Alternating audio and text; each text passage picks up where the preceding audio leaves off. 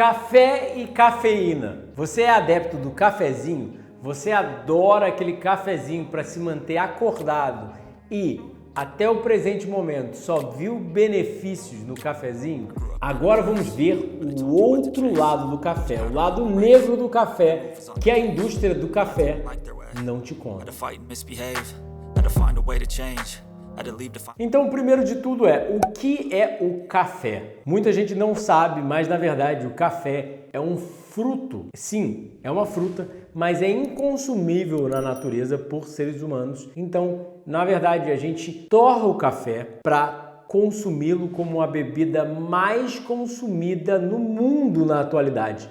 E o Brasil é um dos maiores exportadores de café do mundo. E, literalmente, é uma droga psicoestimulante, como a literatura chama. E a maior parte das pessoas por aí estão sempre falando bem do café, pelos seus efeitos ergogênicos, ou seja, os seus efeitos de auxílio até mesmo no funcionamento neurológico, ou auxílio nos esportes, e até mesmo te manter acordado quando você não teve uma boa noite de sono. E o que muita gente às vezes não te fala, mas e que é verdade, é que sim, existem benefícios a curto prazo do café, e o café, por ser uma planta, tem muitos nutrientes. Mesmo a torra, que causa perda de nutrientes, e um outro fator que a gente vai falar no final, então fica até o final para entender melhor, mesmo assim ainda tem vários nutrientes ali. Então consumir um café é consumir uma planta, que obviamente é rica em fitonutrientes. Mas, geralmente, a maior parte das pessoas não sabe que várias dessas coisas que vêm em pó, tipo canela, por exemplo, ou o café, tem muitas impurezas e é permitido um limite de impurezas de acordo com a Anvisa. Ou seja, insetos, pelos de roedores, larvas e parasitas, cascas e paus. De acordo com esse site Minha Saúde, no Brasil, o café pode ter até 60 fragmentos de insetos como indicativos de falha. A Anvisa tolera até 60 fragmentos de insetos. Deve ser mais ou menos por 100 gramas de café, acredito. Pelos de roedores são encontrados em várias marcas de café, mas eles só são detectáveis sob microscópio. Problemas de higiene nas instalações, por exemplo, pode fazer o seu café conter larvas e parasitas. Há alguns anos atrás, o Procon de Minas Gerais retirou várias marcas de café das prateleiras porque apresentavam impurezas. E, de acordo com eles, é muito comum encontrar fragmentos de cascas e paus nos cafés que decorrem da manipulação dos grãos de café nas plantações. Eles permitem até 1% desses fragmentos no café, ou seja, 100 gramas teria 1 grama, mas não é incomum que algumas marcas de café superem esse patamar em casos isolados. O próximo fator é, sinceramente, muito mais preocupante. De acordo com o site americano, a revista Borgen Magazine, em torno de 8 milhões de brasileiros trabalham na indústria do café, já que o Brasil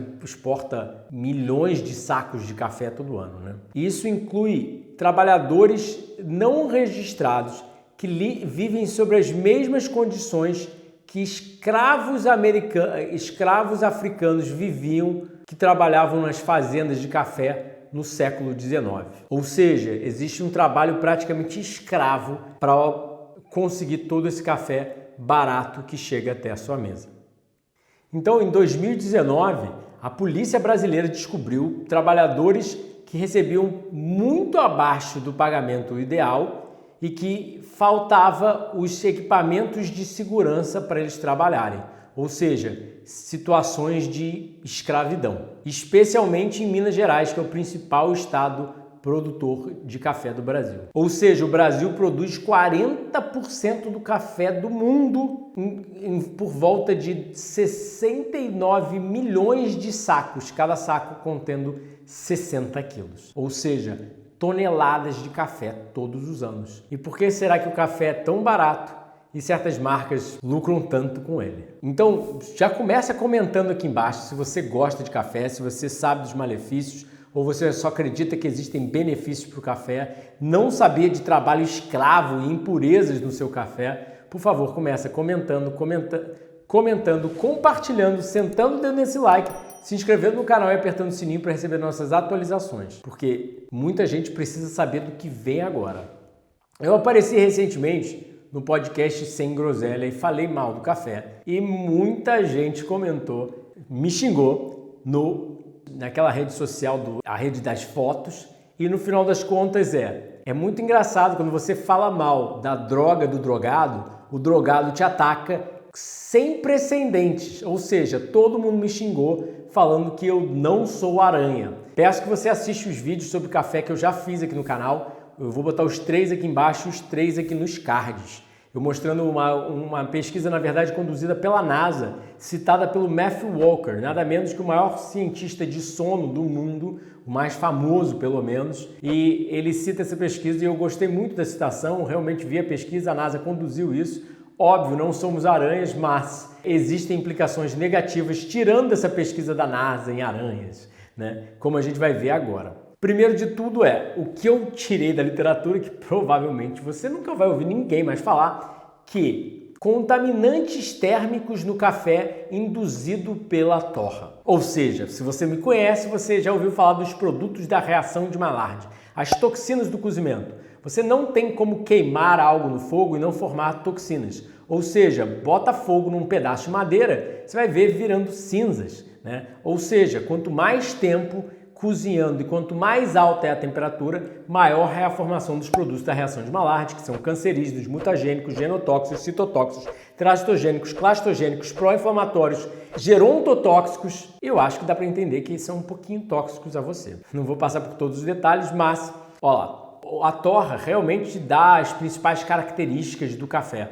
Mas essas altas temperaturas levam à formação de diversas substâncias potencialmente tóxicas. Entre elas, hidrocarbonetos policíclicos aromáticos, acrilamidas, furanos e seus compostos derivados, como os subprodutos da glicação avançada, cloropropanols, entre outros, né? São alguns dos principais. Ou seja, o que eles falam sobre essas substâncias são neurotóxicas, tóxicas ao sistema nervoso, carcinogênicas, geram câncer, genotóxicas, tóxicas ao código genético, potencialmente entre outros problemas. A regulamentação existe apenas para alguma dessas substâncias em alguns países, mas elas podem pregar um risco para a saúde humana e devemos desenvolver estratégias para mitigar esses problemas.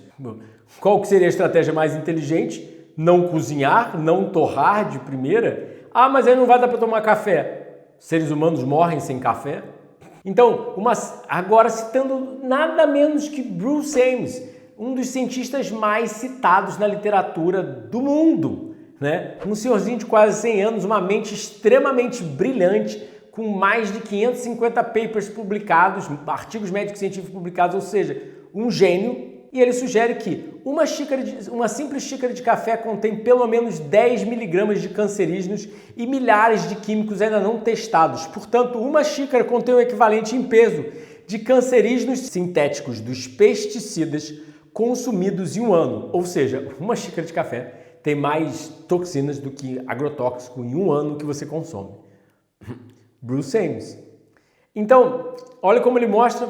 O cozimento do alimento é uma grande fonte de potentes cancerígenos em ratos. O cozimento produz em torno de 2.000 microgramas por pessoa ao dia, a maioria de material queimados não testados, muitos dos quais são cancerígenos em ratos. Algumas daquelas substâncias que eu falei, assim como uma infinidade de mutagênicos, substâncias que mutam o seu DNA, induzindo, obviamente, o câncer, né? Que a mutagênese é o início para a carcinogênese. Então, o café torrado, por exemplo, já sabemos de 826 químicos voláteis e inúmeras centenas de não voláteis. 22 foram testados cronicamente e 17 destes são cancerígenos em ratos. De acordo com Bruce Ames, a gente está ingerindo muitas substâncias tóxicas com café. Mas é óbvio, o personal trainer que me xingou ali na outra rede social, as pessoas leigas que nunca abriram um artigo médico nessa literatura, mas tomam um café e se sentem melhor e já ouviram algum profissional bombado por aí falando bem do café e tomando um cafezinho, obviamente vão ficar... As pessoas adoram ouvir coisas boas sobre seus maus hábitos.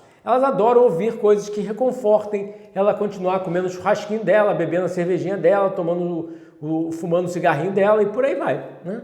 Eu não estou aqui para massagear o ego de ninguém, eu não estou aqui para falar mimimi, não estou aqui para te proteger, não estou aqui para ser politicamente correto e agradar a todos. Eu estou aqui para quem quer ouvir o outro lado, porque existe outro lado e você precisa saber que existe sim malefícios que ninguém te conta.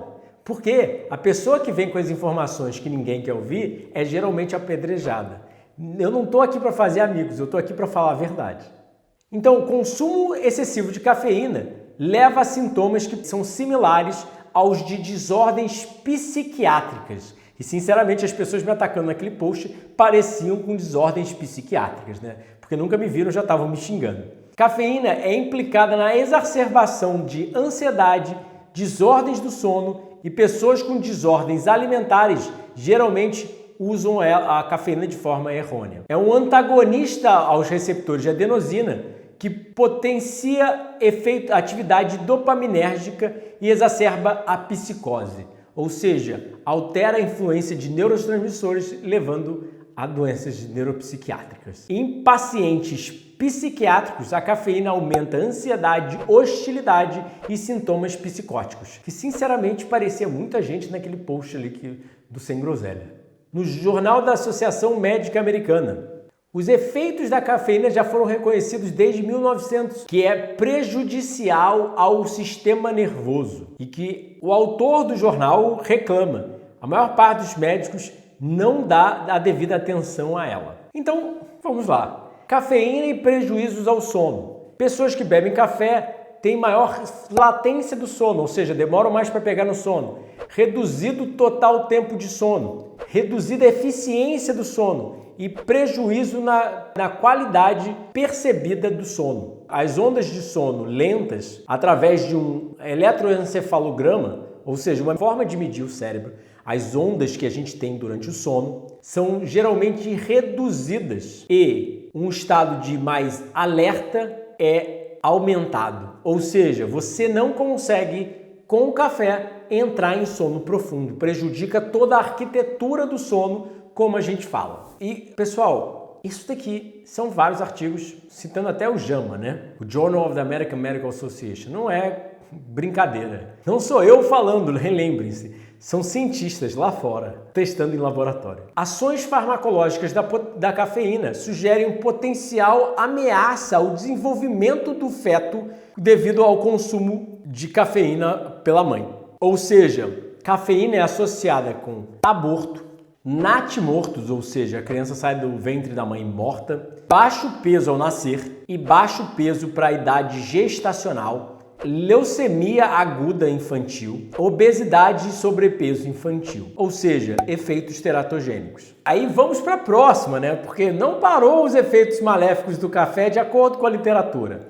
O consumo de café é associado a reduzida quantidade de vitaminas do complexo B circulantes, ou seja, no sangue, né? Essas vitaminas precisam estar ali circulando para serem utilizadas. Aí quando eu critiquei o café e falei que era associado a má absorção de nutrientes, que era datado na literatura, todo mundo me xingou de novo. Mas, né? Ou seja, existe uma maior excreção de vitaminas do complexo B na urina, que os cientistas hipotetizam, né? Tirando o fato que é associado com diversos fatores de risco à doença cardiovascular, aumento de colesterol, aumento de pressão arterial, aumento de homocisteína. É só o Eduardo, aquele doido ali do crudivorismo falando que é mal do café? Será mesmo? Então vamos lá. O consumo de café aumenta o risco de câncer pulmonar. Uma atualização das meta-análises dos estudos epidemiológicos. Ou seja, o presente estudo sugere que café é associado a um aumento no risco de câncer de pulmão considerável quando é feito de mais 3 xícaras ao dia. Isso que eu não estou nem falando ainda do açúcar ou do adoçante ou do leitinho que você bota no seu café. E isso eu estou citando artigos comprovados, né? Porque na minha opinião é pior do que isso. Mas, olha lá, outro detalhe é, pessoas que metabolizam a cafeína lentamente têm um aumento no risco de infarto do miocárdio, ou seja, um ataque cardíaco, sugerindo que a cafeína prega um papel nessa associação, né? Então, se você não souber se você metaboliza a cafeína rápido ou lento, você tem até mesmo aumento do risco de infarto. E, olha que interessante, bem datado na literatura, é os efeitos de abstinência do café. Aí é por isso que essas pessoas ficam me xingando quando eu falo mal do café. Parece um monte de drogado defendendo sua droga. Quer tomar? Toma. Mas que é óbvio que todo mundo que tenta largar o café tem inúmeros sintomas de abstinência e que quando eu tento largar banana na minha dieta, eu não sinto sintomas de abstinência. Quando eu tento largar o alface, o brócolis, o abacate, eu não tenho sintomas de abstinência e que não existe necessidade fisiológica pelo café, que é uma droga tomada apenas há, 500 anos, popularizada há muito pouco tempo porque as pessoas dormem mal, vivem de forma completamente errônea e tentam corrigir esses maus hábitos com um cafezinho, porque é óbvio, elas conseguem tomar café e malhar, né? Ao invés de dormir cedo. Então, quando as pessoas consumem cafeína regularmente, elas se tornam tolerantes a ele. Ou ele para de funcionar, ou uma maior dose é necessária para produzir os mesmos efeitos. Ou seja, quando eu como uma banana, não preciso comer 2, 3 vezes uma banana mais doce, ou uma tâmara, ou açúcar, para sentir o gosto do açúcar. Porque eu não me torno tolerante à banana, né? Ou seja, o corpo está tentando resistir a essa substância, né? Tentando se proteger dela. Então, as pessoas sentem sintomas de abstinência, como dores de cabeça, exaustão, dificuldade de raciocinar e irritabilidade que pode durar por até alguns dias. Tolerância e abstinência são as marcas da adição física, ou seja, são as evidências do vício. E para finalizar, eu vou te dar a maior dica: como largar o café. Primeiro de tudo se expõe à luz do sol no início do dia. Ver o sol no início do dia vai ajudar o que a gente chama de cronossincronia, elevando seu cortisol e realmente reduzindo seu cansaço matinal. Segundo pratique hábitos saudáveis de sono. Higiene do sono é muito importante, então eu vou linkar aqui embaixo e nos cards o vídeo de cronobiologia para como cronossincronizar o seu cérebro de acordo com o sol. Estar com o seu relógio biológico batendo com o relógio ambiental. Exercício, outro fator que aumenta seu estado de alerta e, obviamente, reduzindo a necessidade do café. E por último siesta, como eu sempre falo, provavelmente você já me viu falando no canal, mas eu sugiro assistir os vídeos sobre sono aqui no canal, são muito importantes, mas dormir é vida. Por isso, você não deve estar dormindo direito devido à luz elétrica, devido ao seu celular, devido a um monte de coisa, porque você quer assistir filme no Netflix até a noite, você quer sair pra night tomar no bar, quer fazer 1000 coisas e, obviamente, depois você dorme mal e quer recorrer ao cafezinho. E aí, quando alguém fala mal do seu cafezinho, você surta. Então, quer me ajuda como nutricionista clínico para realmente largar o café e não depender de substâncias não fisiológicas à vida, não fisiológicas, não necessárias para a sua vida? Então, eu atendo como nutricionista clínico presencial e online. Tem nossos 10 livros já publicados. Sinceramente, recomendo demasiadamente o Dieta do Éden. Ele vai te dar energia durante o dia para não requerer de cafezinho. Além disso, tem nossos 6 cursos online e nossos retiros sempre de janeiro e julho para você largar os vícios. Posso te ajudar? E clique nesses vídeos para saber mais.